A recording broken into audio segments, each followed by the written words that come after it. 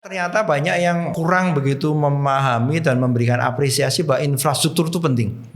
Terbukti Indonesia saat ini pun kalau kita lihat infrastruktur jaringannya relatif di ranking bawah. Konteks ini sebenarnya telemedicine tidak melulu adalah hubungannya dokter dengan pasien memberikan pelayanan kesehatan, bisa juga untuk pembelajaran. Nah, kenapa telemedicine menjadi sangat penting waktu itu ini? Kalau dalam hal tertentu kadang kita tidak harus bertemu dengan fisik kepada dokter juga ya, kita bisa bertemu pada sistem. Ya baik, jadi tadi Mas Isnan menanyakan tentang praktisi IT, saya di bidang apa. Jadi saya menekuninya setelah tadi di kuliah waktu zamannya di Jepang maupun di Australia, saya banyak menekuni di sistem operasi, kemudian tentang berhubungan dengan kontrol sistem, tadi belajar neural network, fuzzy dan segala macam hal. Nah menariknya pada waktu saya terjun ke bidang praktisi IT, oh ya saya jadi ingat pertama kali saya belajar tentang entrepreneur, tentang bidang usaha di bidang IT itu malah justru waktu saya kerja di Serpong dulu. Jadi di Serpong dulu kebetulan kami berdua waktu itu belum punya anak, saya dan istri. Saya kerja di Puspitek Serpong di Badan Tenaga Kerja Nasional, kemudian istri kerja di Puskesmas di Tiga Raksa. Nah di weekend, di akhir pekan biasanya kami kadang-kadang jalan-jalan ke Jakarta. Ini saya sempatkan belanja ke Mangga 2, belanja komponen komputer. Jadi waktu itu saya juga sambil jualan komputer. Jadi walaupun kerja di satu kantor penelitian punya pemerintah, tapi saya juga nyambi, kebetulan ditawari teman karena dia punya perusahaan yang nganggur gitu ya. Kalau mau saya nawarkan, jadi saya jualan merakit membuat komputer yang dijual di perkantoran. Nah ini awal mula saya juga belajar tentang entrepreneur di bidang IT di situ ya, walaupun masih berupa jualan barang, tapi di situ saya belajar tentang bagaimana mengelola hardware, jaringan dan seterusnya yang dalam bentuk produk yang harus kita kemas, bagaimana belajar tentang customer service dan lain-lain gitu yang ternyata itu nanti akan menjadi bekal saya. Kemudian untuk mengajar saya juga pertama kali justru mengajar waktu itu di Serpong, saya juga mengajar pertama kali di IT, di Institut Teknologi Indonesia. Jadi di sela-sela kegiatan saya sebagai pegawai di lembaga penelitian tadi, saya mengajar di IT di beberapa mata kuliah, saya programming waktu itu Fox seperti Fortran, C dan lain-lain, kemudian tentang sistem operasi dan segala macam hal. Itu juga jadi cikal bakal yang nantinya kenapa saya juga sekarang mengajar di mana-mana gitu ya. Oke. Nah berlanjut kemudian saya tadi S2 dan kembali terus menekuni bidang jaringan atau networking gitu ya.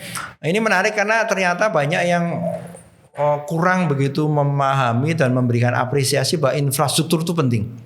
Terbukti Indonesia saat ini pun kalau kita lihat infrastruktur jaringannya relatif di ranking bawah dibanding negara-negara bahkan di negara ASEAN. Kalau kita lihat ya penetrasi, sehingga saya setuju sekali dengan pemerintah sekarang bagaimana dengan adanya palaparing. Jadi infrastruktur yang membawa data informasi dalam sistem itu tidak begitu dikelola dengan baik. Orang fokus pada membuat website, membuat konten, membuat coding, mengelola database dan segala macam hal, sedangkan infrastruktur dianggap asal dicolok, nyambung, selesai. Padahal banyak ilmu yang lain yang perlu dieksplorasi. Padahal itu paling basic ya. Paling basic karena nggak ada infrastruktur kita nggak bisa ngirim data. Internet nggak ada infrastruktur, apa jadinya gitu. Orang harus kirim file pakai flash disk, zaman dulu pakai disket dan itulah contohnya. Nah, berkembang lagi, akhirnya apa yang saya pelajari dalam infrastruktur ini juga nanti akan mendasari nanti di cerita berikut tentang bagaimana saya akan memilih topik yang berhubungan dengan pelayanan kesehatan jarak jauh dan lain-lain. Oke. Nah, jadi kita bisa lihat di situ pemahaman tentang IT dan seterusnya dalam karir saya itu akhirnya bukan hanya bidang tadi tentang jaringan, juga karena saya mengelola perusahaan, kemudian saya juga mengajar di waktu itu saya ngajar di MMUGM, saya mulai belajar juga tentang IT management. Tentang IT governance. Orang mungkin melihat bahwa orang Indonesia itu cenderung kalau membangun sistem itu asal minta tolong vendor atau nyuruh orang IT bikinin sistem ini itu selesai pasang-pasang, akibatnya tidak nyambung satu sama lain. Artinya mereka tidak paham bahwa di awal mereka harus punya master plan. Mereka harus punya yang namanya IT governance yang bagus. Mereka harus punya pemahaman tentang IT service, ITL. Jadi disitulah saya mulai menekuni switching, walaupun networknya masih tetap saya kerjakan, saya beralih ke menekuni di bidang IT management yang juga ternyata banyak orang yang tidak begitu menekuni. Tadi kembali lagi anti mainstream. Jadi saya sebagai orang IT selalu seringnya tuh nyeleneh gitu Mas Inan. Jadi dibilang kayak orang udah demam beli BlackBerry, saya tidak mau beli. Orang beli itu apa gitu iPhone, saya tidak mau beli gitu. Mindset pengusaha banget itu Pak. Iya.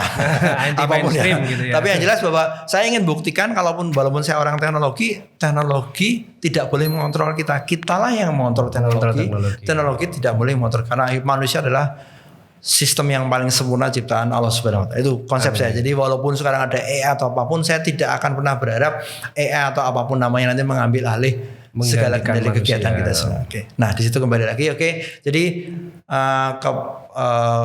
bukan kepakaran ya, ke spesialisasi saya tadi mulai menambah dari dulu saya resume lagi tadi di sistem operasi, kemudian belajar coding sebentar. Waktu itu coding saya masih pakai di S1 S2 gitu ya, untuk konsep control system, fuzzy logic, neural network. Beralih ke networking, menekuni menimbulkan produk di Cisco, networking, security dan lain-lain. Kemudian ke IT management dan seterusnya. Nah, ini nanti yang bagian terakhir yang mungkin nanti akan masih ditanyakan ke arah mana gitu. Tapi yang jelas memang IT itu sebenarnya sangat luas sekali, tapi kita harus mampu memilih dengan benar topik mana, bidang mana, spesialis mana yang kita tekuni sehingga nanti kita bisa memberikan kontribusi. Jangan hanya asal ikut latah dengan orang lain. Orang belajar ini semua, itu semua percuma. Nanti akhirnya komposisi kita dalam mengelola tenaga ahli IT di Indonesia juga tidak akan pernah bagus dibanding dengan negara lain. Oke. Begitu Mas. Oke. Menarik sekali, panjang sekali ya. Karena kalau saya lebih mengenal beliau ini sebenarnya belum semua ini diceritakan. Jadi udahlah, pokoknya kalau masalah IT beliau sangat menguasai gitu ya. Kompeten sekali di sana, nggak diragukan lagi. Namun yang menarik ini Pak ya, pada akhirnya ya saya ingat Pak. Jadi ingat nih, tadi Bapak menyebutkan Cisco, Bapak tahun 2000-an itu sudah lengkap sertifikasinya Pak dari CCNA, CCNP gitu ya. Dan di mana waktu itu belum banyak orang yang punya gitu ya. Ya, emas juga gitu ya. Kalau mungkin saat ini apa ya yang kayak OSCP dan sebagainya lah, mungkin yang banyak orang yang belum punya gitu. Bapak waktu itu punya gitu. Jadi Bapak ini ahli di infrastruktur jaringan, kemudian juga di IT management tadi. Namun kenapa ini pertanyaannya Pak? Pada akhirnya Bapak memilih ini telemedicine atau tele itu jarak jauh, kemudian medicine itu pengobatan gitu ya. Pengobatan jarak jauh ya, bisa kayak dikatakan dukun, orang kayak dukun. Kayak dukun apa bedanya sama itu Pak? Orang bawa kendil gitu ya, ada airnya, kemudian sini tak obatin kamu.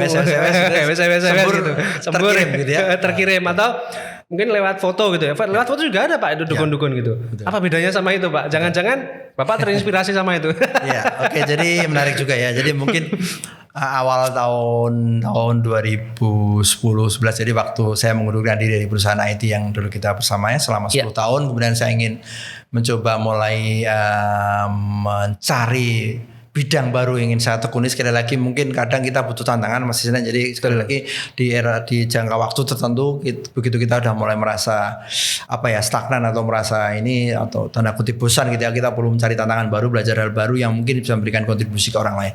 Nah, saya melihat peluang di situ. Kembali lagi, teknologi informasi, sistem informasi itu kan sebenarnya adalah tool atau dalam bahasanya ada enabler, memampu kita dalam melakukan kegiatan sehari-hari. Nah, sebenarnya kalau orang IT mau belajar lebih dalam lagi, apa yang akan ditiru adalah semua sistem yang kita pelajari dan kita gunakan dalam IT itu sebenarnya mengacu pada sistem yang ada di tubuh manusia. Oh iya, ada otak, ada tangan, ada sensor perasa, ada segala. Jadi artinya saya mulai melihat bahwa sumber dari IT itu justru berada di bidang kesehatan. Oke.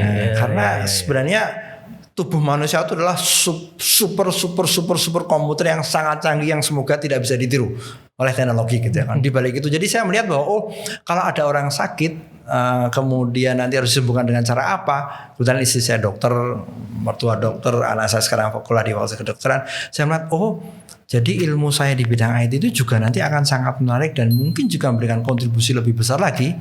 Di awal memang di bidang IT saya lebih banyak juga di pendidikan. Saya juga dulu memilih pada waktu kita mengelola perusahaan itu bukan hanya sebagai praktisi IT, tapi kita juga sangat concern terhadap edukasi ya. Masih ingat ya Mas, yang kita sering seminar ke luar daerah, keluar Jawa, mengedukasi masyarakat di luar Jawa tentang apa itu teknologi informasi. Jadi artinya saya tidak, itu juga alasan kenapa saya pindah ke Jogja. Saya tidak mau kerja di Jakarta di perusahaan besar menjadi seorang ahli IT dengan gaji gini-gini. Tapi mohon maaf mungkin kontribusinya di perusahaan itu saja. Saya lebih baik di Jogja sebagai praktisi IT, juga sebagai pendidik ngajar di kampus. Tapi juga saya punya kesempatan keliling Indonesia untuk menyebarkan edukasi tentang teknologi informasi. Karena Indonesia kan negaranya luas, penduduknya banyak dan lain-lain.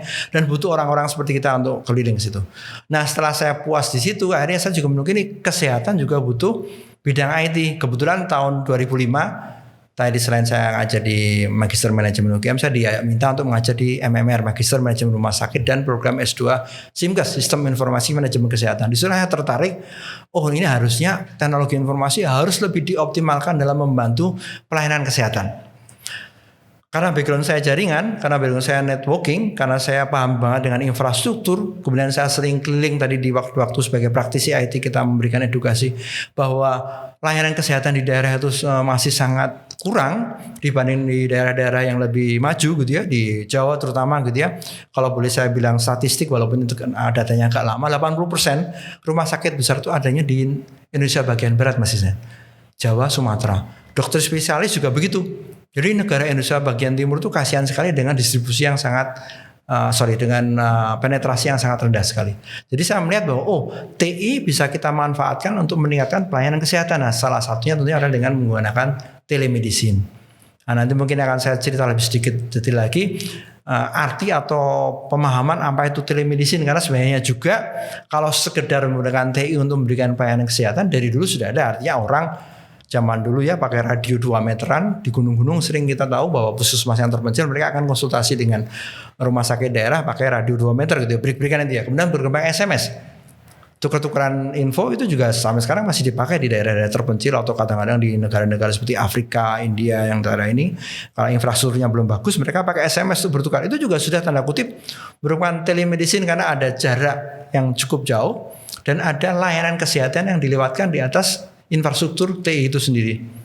Nah, disitulah saya tertarik sekali dan melihat Indonesia harus kita kembangkan. Di tahun saya memilih topik itu mungkin sangat tidak populer karena orang akan lebih senang pada hal-hal yang sifatnya mungkin ke aplikasi yang lebih ke penerapan di klinis, di sistem informasi rumah sakit, atau berhubungan dengan mungkin data analitik atau apa. Sekali lagi, kembali lagi, sifat saya adalah anti mainstream dan juga mungkin sesuai dengan bidang keahlian saya sebelumnya di infrastruktur. Saya perlu memahami, ingin lebih, ahlinya juga belum banyak, mempelajari infrastrukturnya kepake, tapi juga meningkatkan layanan kesehatan sehingga tercurah saya ingin memilih telemedicine. Seperti saat ini situasi yang bisa dikatakan ini bikin shocking seluruh dunia. Ya semua orang akhirnya pada di rumah. Otomatis orang ini ya takut ke rumah sakit gitu. Jangan-jangan ini Pak, Bapak ini ada hubungannya dengan para globalis yang bisa ini memprediksi ini. Nah, kenapa telemedicine menjadi sangat penting waktu itu ini perlu saya utarakan juga di sini. Nah, setelah adanya pandemik, kalau dalam hal tertentu kadang kita tidak harus bertemu dengan fisik kepada dokter juga ya, kita bisa pada sistem. Regulasi ini penting karena bagaimana juga nanti kalau nggak dilindungi siapapun bisa ngaku jadi dokter. Indonesia kadang-kadang, maaf kalau sekali lagi ceroboh dalam masih